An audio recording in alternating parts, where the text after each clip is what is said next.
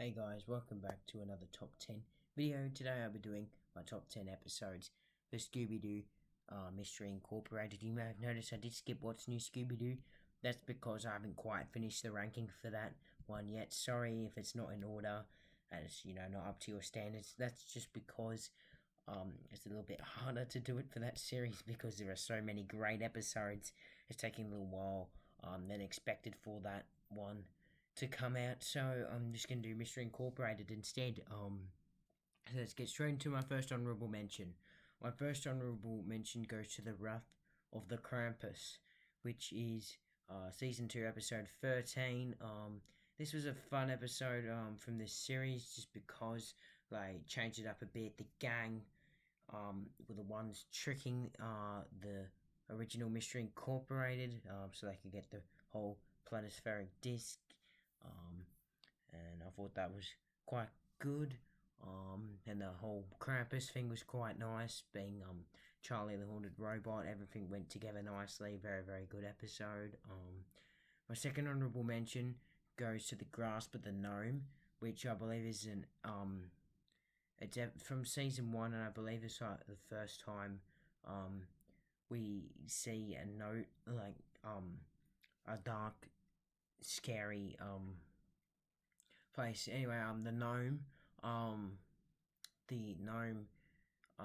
can paralyze people, mainly the pirates he goes after with his gloves that paralyze with like blue fear, and that was really, really creepy.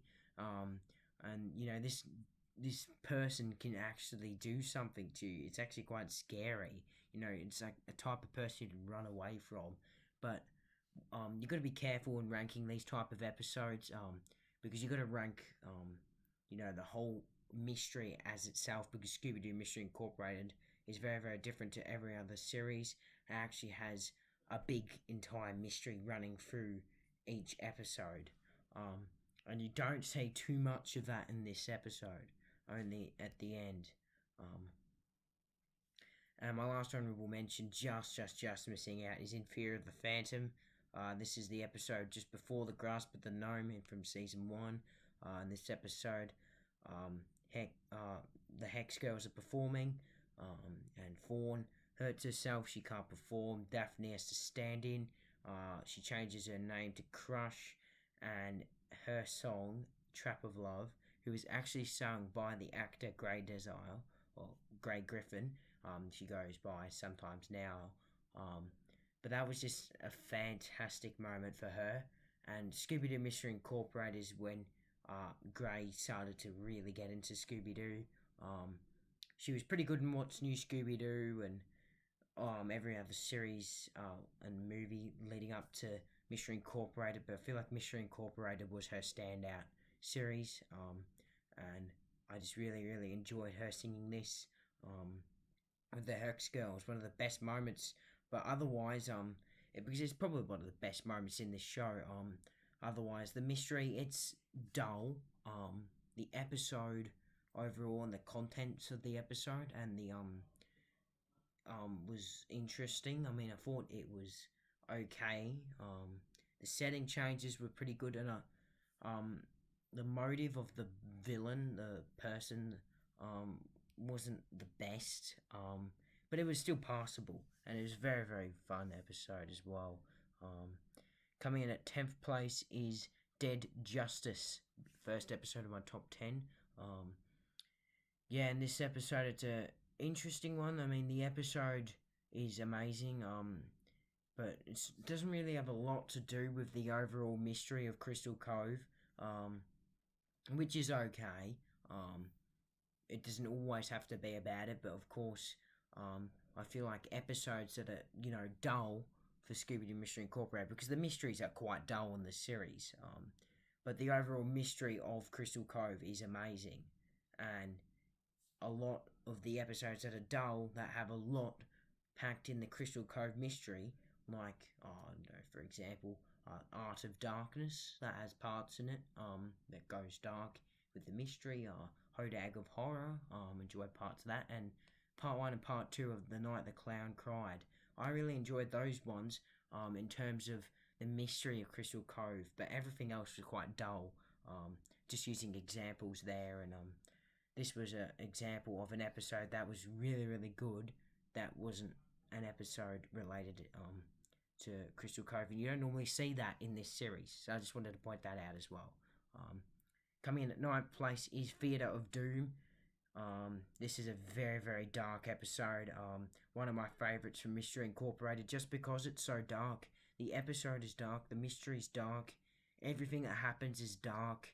I love how the mummy comes to life at the end and tells the story of what happened to him and his donkey.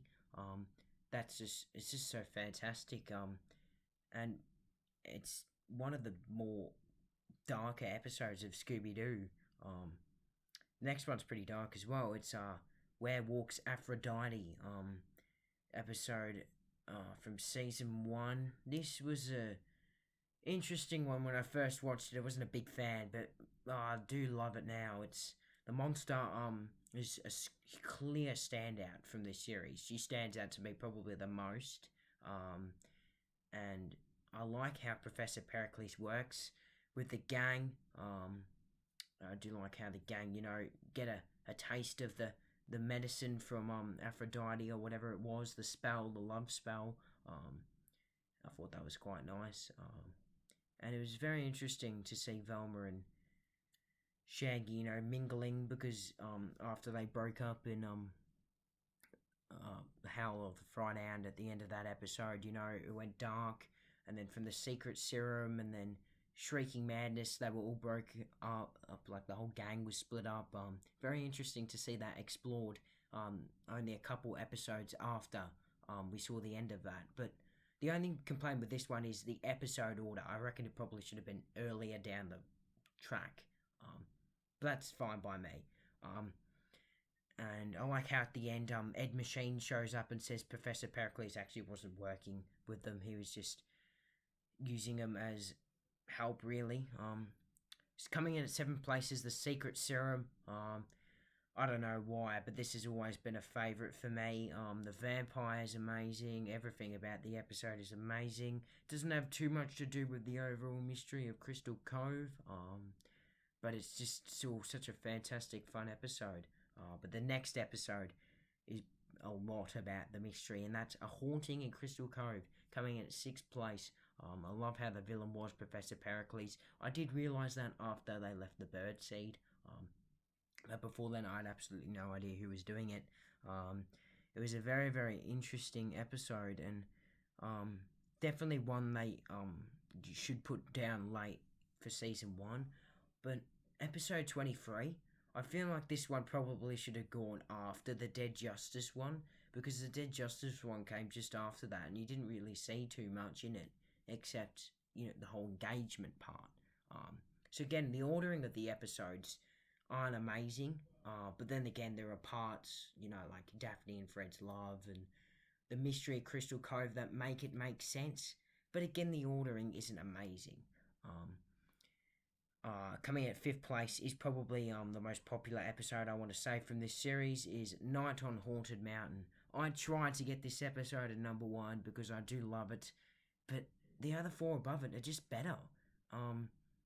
And the monster is fantastic. I like how it turned out to be hot dog water as well, working for Mr. E.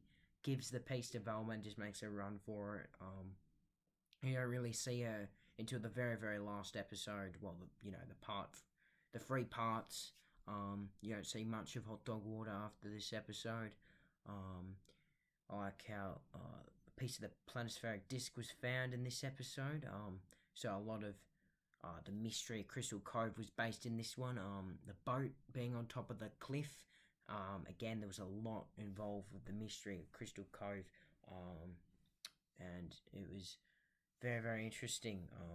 I like the end scene with the conquistador ghost laughing. That was quite spooky as well. Coming in at 4th place is Pawn of Shadows. This one was the 2nd episode to feature the villain Alice May. This one was kind of the first part of the finale of season 1, where in this episode. It didn't really start off too well, but then it got a lot better, and then it turned dark when they found the church. That was the highlight, I reckon, of this, and seeing Angel, Cassidy Williams fighting Alice May was quite nice, and then she revealed to the gang that her real name is Cassidy Williams. Velma obviously already knowing. That was very interesting as well. See, I haven't watched this series for a year, and I can remember it perfectly. That's because I hadn't watched this series for a long time. I watched it like 2 or 3 times, every single episode in order, 2 3 times at the end of last year, and I haven't really watched it since. But I can just remember everything because it's just so great. The third episode, my third favorite episode, sorry, is actually The Legend of Alice May, which is the first episode featuring Alice May. You might think that's a bit of a coincidence. It's not. Alice May isn't, anything too special, but she is quite a great character. And in this one, we find out that she's the daughter of Deacon Carswell, who was the Creeper. But then again, she's actually not. She only did that to trick the gang. I'm not sure. She's kind of working for Ed Machine, who lets her out of jail. But her disguise of the Ghost Girl is really good. And in my opinion, if someone wants to say a classic villain mystery episode from Mystery Incorporated, there's not a lot that have every single might have a amazing plot, amazing episode, amazing mystery, amazing monster. There's not a lot in Mystery Incorporated, but of course you got the whole entire mystery, Crystal Cove on top of that as well. But this is the episode I say that has all four, and that's why it's so high. And coming in at second place is Night Terrors. This episode is so dark, and that's what I love about it. I like how it's set in the snow in the middle of nowhere. And the gang just rock up. The scene was absolutely hilarious when Daphne thought Shaggy was Fred. As soon as Fred said that, like, Daff, are you okay? I just knew that was Shaggy, and I just burst out laughing. I couldn't wait to see the end scene. Turns out there are a special type of wood called Terror Wood, and the Fiend, who's the villain for the episode, tricks the gang and uses the wood to cause nightmares. And it's just a nightmare of an episode, really. It's so dark. Of course, my favourite episode of Mystery Incorporated, though, is All Fear the Freak. How can you not love this episode? The Freak is, in my opinion, the darkest villain that's ever been seen on Scooby-Doo. Is he my favourite villain? I don't know. I'm not sure. He's definitely in my top 10, though. He's definitely the darkest villain that's ever been on Mystery Incorporated. I mean, what Mayor Jones did was so evil. Probably the most evil thing you could do. Until Fred obviously finds out that his real parents are even more evil than his fake Mayor Dad. But it was such a reveal, though. It was a 5-minute reveal, and then at the end you got another 5 minutes of the gang breaking up. Because the overall mystery, yeah, it was short. You wish it was longer, but yeah, have about 5 to 7 minutes of explaining for the next series. And Professor Pericles flying off, who ends up with the peace. Mayor Jones obviously going to jail. The whole gang breaking up, then the parents taking them off in separate places, setting up for the second season. They needed that in there. But the episode of mystery was a little bit short. That's the only complaint with the episode, but I get why they've done that, because they need to explain the rest of the series. And they set it up for a next series, so we obviously knew there was going to be a next series. Anyway, hope you enjoyed a top 10 episode of Scooby-Doo Mystery Incorporated. Quite a long episode of this series, just because I wanted to, explain it correctly. But I hope you enjoyed. Stay tuned for some more. I'm nearly finished them all. So yeah.